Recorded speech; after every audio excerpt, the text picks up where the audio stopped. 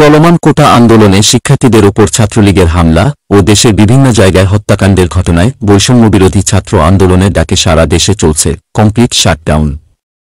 Complete শাটডাউনের অংশ হিসেবে রাজধানীর নেরুলবাড্ডাসহ বিভিন্ন এলাকায় বিক্ষোভ করেছেন কয়েকটি বিশ্ববিদ্যালয়ের শিক্ষার্থীরা। বিস্তারিত দেখুন নাহিদ হাসান সাকিবের প্রতিবেদনে।